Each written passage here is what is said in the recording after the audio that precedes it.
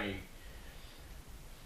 sadly passed away before he was allowed to tell his full motor racing story, so we've had to go on another tack, and Jeff Norton has been kind enough to sit down with us and fill in a few gaps between about 1989 and about 1996.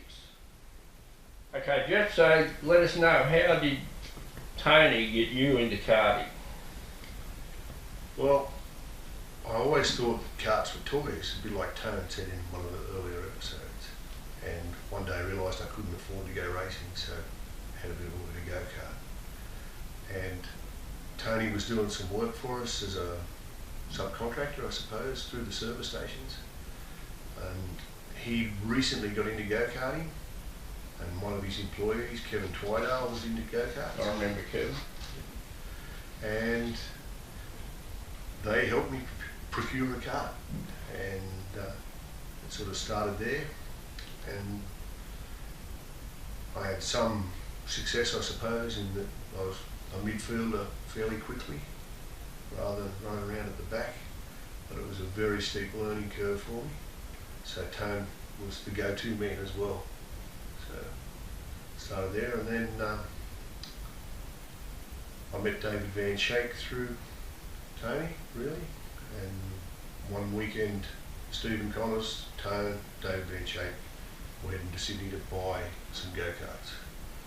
Apparently there was 3 of them available, and did I want one? So I joined the team, I suppose. And we all had the same gear, and it was good to be able to compare yourself to Tony and hopefully get close to him. So when we got the 3 go-karts that were all the same,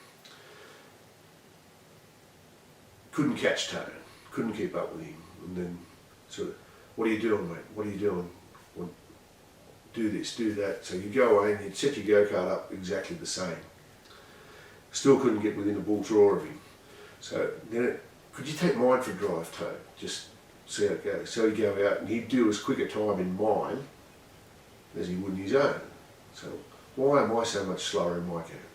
And then the learning process was, I'm 6'2", Tone's 5'10".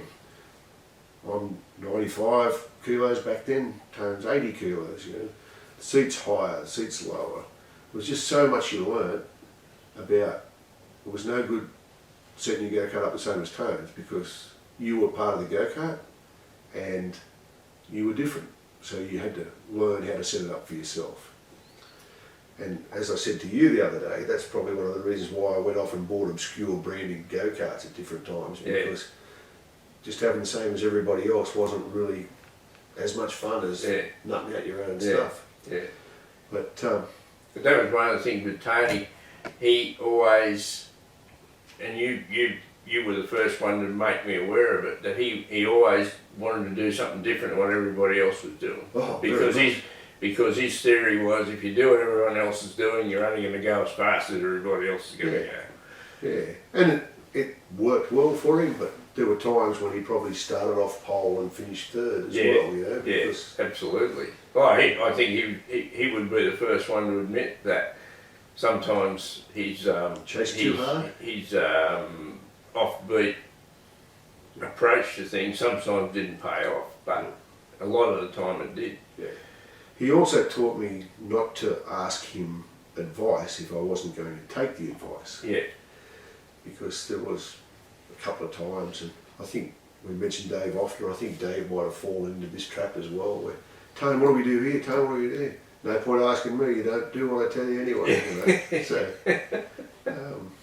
he certainly had that edge to him. Okay, so once you're into the sport, you and Tony started to travel a little bit.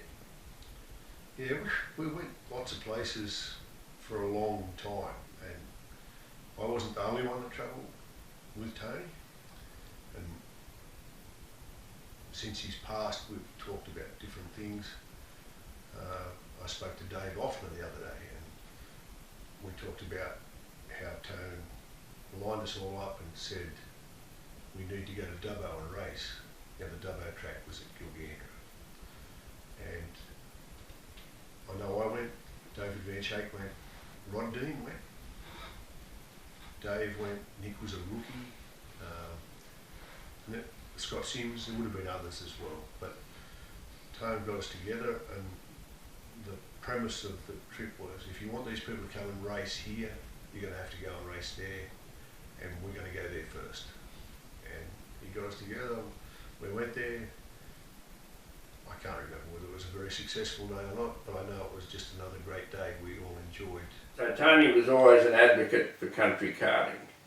Yeah, very much. And the Riverina series, which eventually became the Country Classic and probably became the Country Classic because of Tony. He encouraged us to go and race Griffith, Wagga, Canberra, those places, so that those people would come here, and enough of us went and participated that with some lobbying and pushing and shoving, I suppose, that they let Dubbo and Orange in eventually, and it became Country Classic. Okay, yeah. So other than travelling around the Central West, for want of a better word, did you travel with to Sydney with Tony at all, the race? So Tony used to love going to Oran Park, and I never went there. And to be honest with you, the stories that he came home with scared the crap out of me. I know he had a huge rollover on the bridge at Oran Park. Fronted up for work on Monday, black and blue, barely move. It sounded too fast, too scary for a novice. I didn't go there. I remember him talking about that. He said he had this rollover, and back in those days you could restart during the race. And he dusted himself off, picked up and went to grab the go-kart to push start it, and the rear bar was gone and the steering wheel was gone. So he figured it was probably the end of that race. It's funny you talk about restarting that, because Tone, without even attempting to, taught us all lots of stuff. And some of the things for me were, you need to learn how to restart your car, because I found it hard. I went straight into a Clubman, a little bit of compression. I found it hard to pick it up with my height, to be able to jump in and get my legs around the steering column. That I had more trouble than you could believe trying to start the car. And Tone just come along and said, you need to learn how to restart, or you're going to spend a lot of time on the edge of the track. And that was enough motivation to get it done, because what he spoke was the truth. Yeah. And then you had this feeling that if you didn't do the chore that he set you, you were going to let him down as well as yourself. And that was sort of a little bit how the relationship was. Yeah, yeah. Your how can I put it? Your progression through the travelling away, where did that take you? Took us. When I say you, where did that take Tony and you? It was really interesting, because as Nick got older and got better and better, and everyone recognised his talent, Tone's focus really shifted to Nick, and I suppose he surrendered his own karting career a little bit, I suppose. He still karted, but he less frequently, and it was definitely more about Nick. And it wasn't only about Nick, because the top echelon was CIK karting. Yeah. And while Nick went through with it, Justin Dwyer followed, Tim Lay followed, Scott Logan. There'd be some I've forgotten as well, but all those people got involved in that top echelon of go-karting at the time. Yeah. For us, it exposed us to some of the support classes, and other good friends of Tony's, Brett Hassencam, myself. Again, other people did it, but we got involved in a thing called RESA, and we would just all travel together, and we might have been a little bit separated through the racing, but at the end of the day we all went for a meal together, socialised together, enjoyed the weekend together, and